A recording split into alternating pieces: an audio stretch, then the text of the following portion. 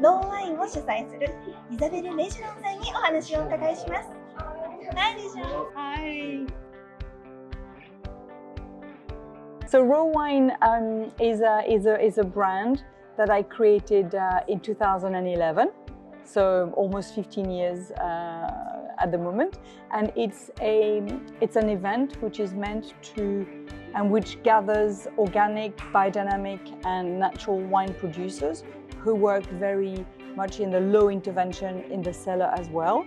And we organize this event in many cities around the world, like Paris, Copenhagen, New York, Montreal, now Shanghai, and of course Tokyo.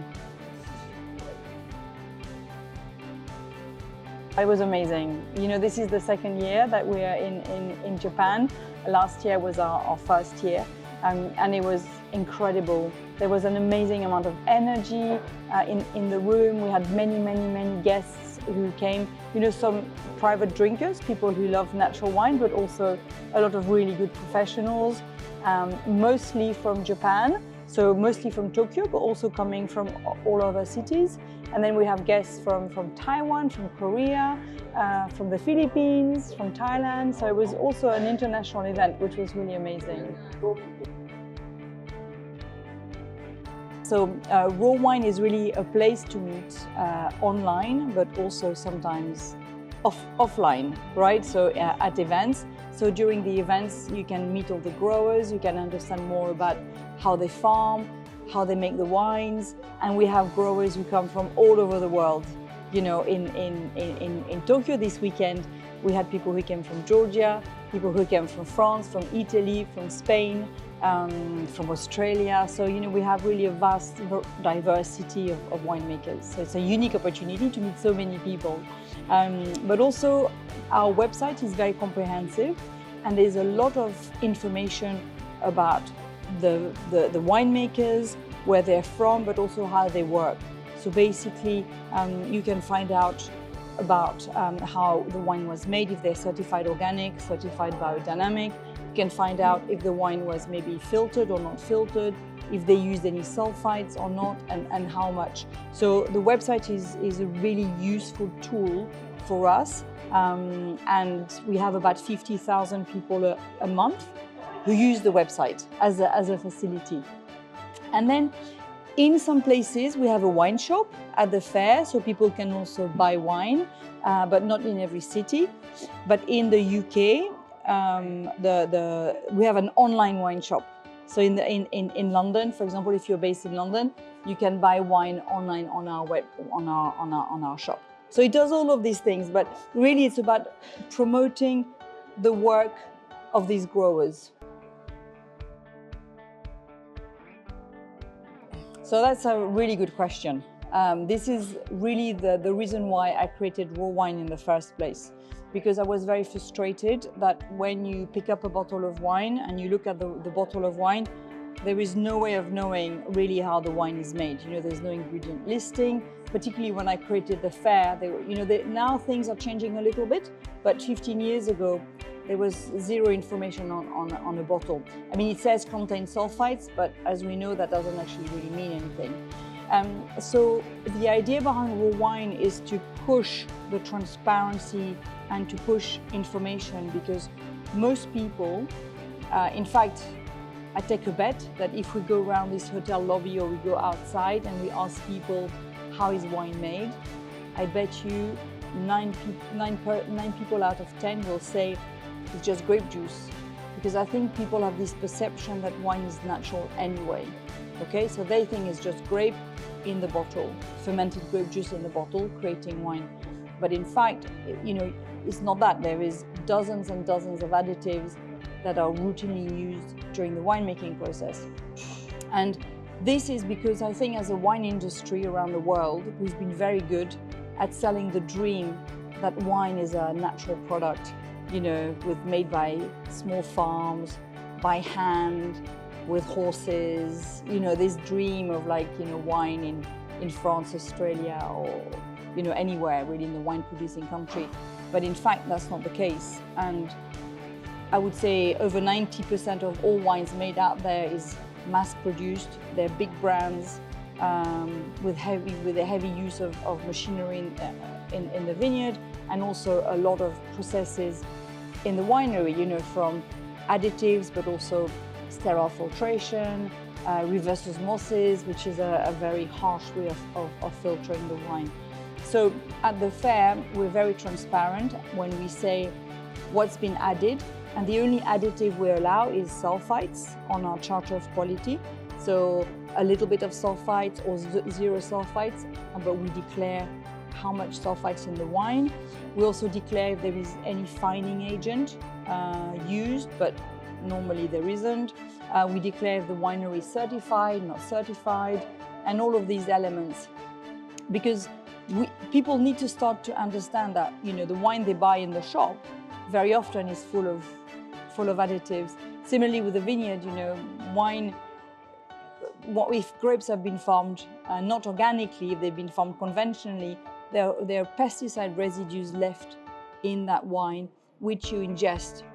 Okay, if it's not organic, which is fine. I mean, I'm not saying, nobody must use additives or anything like that, but my issue is that it's very hard to tell.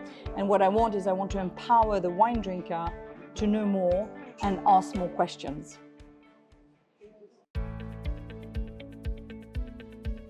So I think there's an element of subjectivity in your question, because I think basically, modern winemaking started really in the 1970s, 1980s. And when we started using yeast, like a lot of temperature control, filtration, and so on, we also created an image of what wine should taste like. So we created, with modern winemaking technique, an idea as to, for example, what a Sauvignon Blanc from New Zealand should taste like. And I think if we ask people who are used to drinking wine a lot, what should a Sauvignon Blanc taste like? They will say it needs to be crystal clear, very tropical flavors, a lot of citrus fruits, very fresh, very crisp, almost like translucid in color. But that's just one idea of what a Sauvignon Blanc should taste like. If you don't use temperature control, if you don't use aromatic yeast, if you just let the wine ferment by itself, even Sauvignon grape, the wine will be completely different. It will be more earthy, it will have more texture, the color might be more golden, it might be hazy because it's been made with natural, in natural condition. So the flavor might be very different. And I think sometimes when you're used to tasting a wine with your head and you're used to having a wine that fits inside a very clear box, when you taste something different, it's like it's a big shock, right? So for example, I'll give you a concrete example. In my culture, I'm from France, bread is very important. And there's a big difference between going to the supermarket, or even here, you go to the Combi, the 7-Eleven or whatever, and you buy a sandwich made with this spongy white bread. It doesn't really taste of anything, right? This is just bread that, it's just like spongy white bread, long life.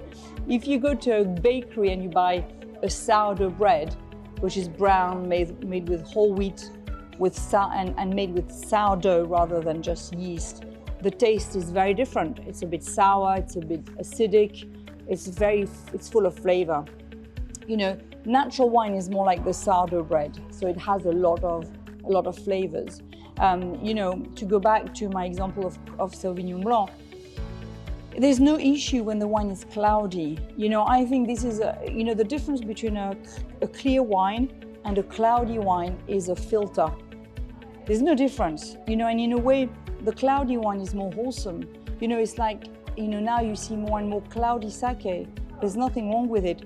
Or, you see cloudy apple juice because it's been, it's not been really treated so much. So when you drink, sorry, this is a bit of a long answer, but it's an important point.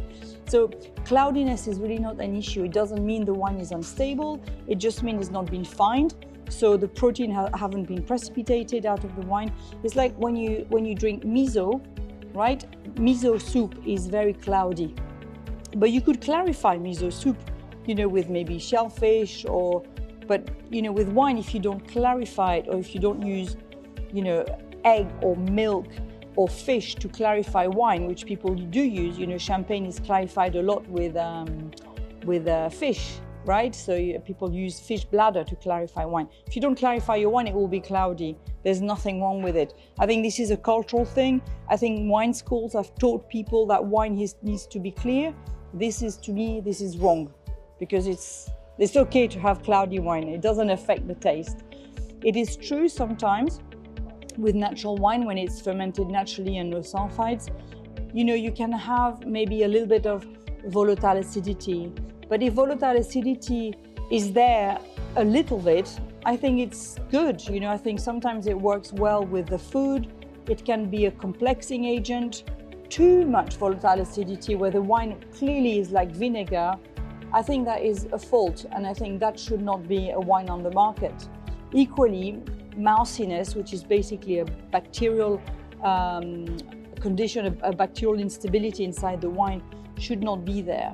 So to me, the wine has been released, in conditions that maybe are not suitable, and maybe they should have added maybe a little of sulfite, if they need to release the wine early, that is not stable. So moussiness, I think, should be something that, has to be handled at the winery before it is bottled and before it is sold to the customer. I think a little bit of bread, Brettanomyces, is okay. If it's just a little bit in the background, I think also that can work well with food. It's not a problem. Too much bread, and it masks a lot of the flavors of the wine, I think is a problem. So as a conclusion, I think basically for me the message is that people need to start tasting wine with their stomach, with their hearts, not with their heads. We need to stop scoring wine. All of that, wine is a food. It was first produced 8,000 years ago to be drunk like a food. It should be wholesome, it should be nutritious, it should be delicious. You don't go around scoring miso soup, being too intellectual. Is the miso soup good? Yesterday I was staying in a hotel, and actually the miso soup is one of the best I've had. It was so good. But I didn't, analyze it. I was just like, wow, that's delicious. And I think, for me, the biggest lesson that I've learned while in my journey about natural wine is that, I just need to enjoy drinking it. And my body welcomes it as really good energy. So for me, my final message and my goal with raw wine is I want to convert all vineyards in the world to organic farming. Okay, I think as somebody who loves wine, I think in Japan there's an amazing appreciation of nature, of trees, of the beauty of nature. You can have that in your wines as well. And I think it's really important to start questioning how the vineyards was farmed, how the wine was made, and maybe champion more sustainable practices, clean agriculture, support biodiversity in the vineyard, and also biodiversity in the glass, because ultimately natural wine is about living wine. So it's about maintaining, appreciating the living happening in the vineyard, above ground, underground, in the soil with the plants, but also appreciating the living in the glass, because there is life in the glass with natural wine. There's microbiology if you put it under a microscope. So I really invite you to discover natural wine and to start thinking about what it means in the bigger picture, because we don't need wine to survive. Wine is a luxury product. We need to really encourage organic farming and natural fermentation practices so you have a beautiful living wine.